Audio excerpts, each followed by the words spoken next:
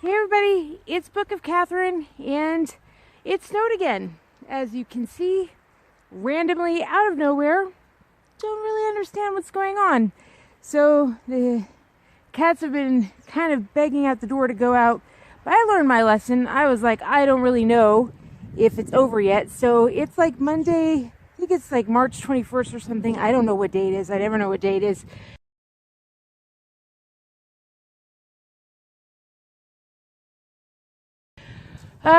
But anyway, I just got the news that because of this whole COVID-19 scare, that they had to push my neuro testing back to June. And I'm trying not to cry about that.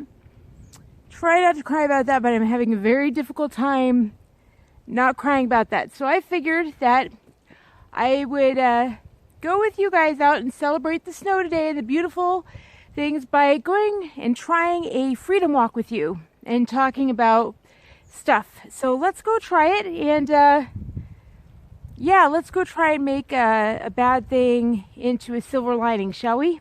Let's go try and make some bad things better. Okay? Love you. Bye. All right. Here we are. I had to go get a different hat. I can't believe it looks like a dweeb. This hat I got in Scotland. I hope that you like it. Oh, jeez, Louise. Anyway, this might be the dumbest thing I've ever done. So this trail looks very interesting now, if you can see it. This is the trail. So this is the Freedom Trail. I think I can take this off, actually. Let's see here. So this is the Freedom Trail. Today in March. Out of nowhere. So, sure. So I don't know if I should be, I talked to my husband. I decided to put on pause and talk to my husband about this. So I'm not wearing sunglasses today because I thought that I should see the trail as much as possible. So I'm going to keep my eyes down a little bit more because, as you can see, like below my feet, right? I can't really see the trail. I just see snow in front of me. So that means that I could just go into boom, slush like that. But so far it's been solid ground underneath me when I step under the snow. But ooh, that is like some serious, did you see that? Like that is some serious, well, you can't see that, but that's mud right there. That's some serious mud. Ooh, so I'm going to go straight through it. So let's see, what are we going to talk about today? I guess we should talk about, since I just learned that it's going to be, that's really deep. I said it was mud, didn't I? That's really deep mud. Okay. That's really deep mud. Really deep mud. Let's see. I don't want to go there anymore. That's really deep mud. I'm going to go over here on the side where it's not like, where there's not big things of water. Yeah, see, that's better. There's not big things of water. Like, see how like there's big things of water, like it's a big pond almost? I'm not going to go through where there's actual visible water. I'm going to go through where it's invisible water. Adventure. Adventure with me. Don't do this at home, kids. Don't do this at home. Oh, but it's so pretty. I have not been on the Freedom Trail since, I guess, last fall. Like the one you saw me when I posted one. Not since I last showed you. Well, I guess I did some walks with my husband. I did do one earlier, this January or this February or something. I did do one walk right before my procedure. I did it with my husband, or after my procedure. I've done one.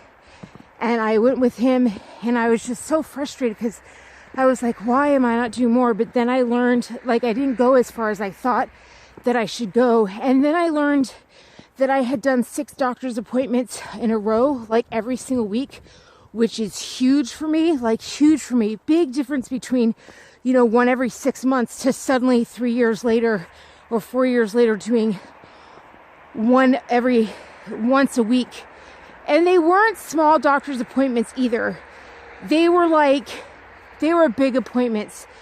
They were like, okay, get knocked out and go under for an MRI. Like, have sedation for an MRI. Then, that was on Friday. Then on that Tuesday, I go in and I have, an ablation where they fry off my spine on my right side of my spine. Highly painful procedure, right? Where they were doing testing on my spine and I actually screamed in there. And now I know why I screamed. I scared the poor people to death who were working on my spine. But boy, they screamed. So I screamed so loud. And I just cried on my husband's shoulder when I got out. I just cried. I kept on a good face for like the people and my doctor, because I'm such a trooper. I was just like, I'm okay. I'm all right. But then, when I got into the car, I just sobbed and sobbed and sobbed on my husband's shoulder because it's traumatic. It's just so traumatic. And then I found out when I talked to the neurologist into the clinic that I did, which was also a really big thing. I just wanted to show you how beautiful the snow is here. It wasn't a big snow, but it was enough to cover the ground. So it's really beautiful, and I never get to show you that. I'm really excited that I get to show you that because it's just the right kind of snow. It's like a sticky kind of snow where I actually get to show it to you. It's really kind of fun. Like, it's just enough to cover up all the ground, and I can walk it to. So far, it's nice and safe and thick and perfect track, so you can actually see our canyon down the way that we always get to do. Do you see it down there? It's coming up, and I've missed that canyon so much. I'm so excited that I actually get to see it with you. So I'm excited that we get to go.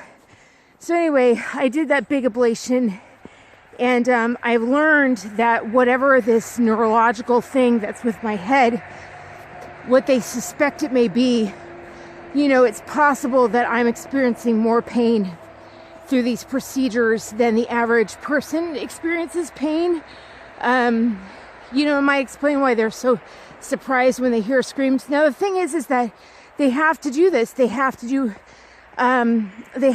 these painful parts of what happens in a procedure. And I guess I'll go over that on another thing. And not everyone will experience that type of pain.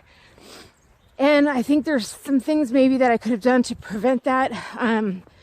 Like, I've been doing so well going into it, and I've been just doing so well that I didn't think about taking all the meds before going into it. I wasn't thinking I was thinking just take the meds for where I am now. I wasn't thinking take the meds for going into the procedure.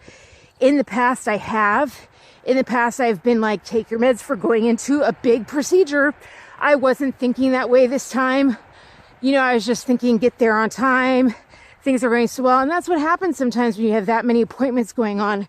I had just done this big MRI, which was very difficult. Oh no. So what's going on here?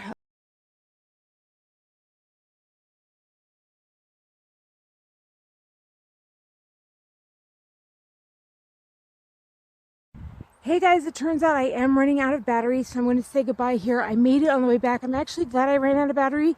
This Modi thing right here, it has melted tremendously. It is like 42 degrees out, so it's not freezing out at the moment. And that had melted so much that everywhere I walked before, it had sunken in so much more. So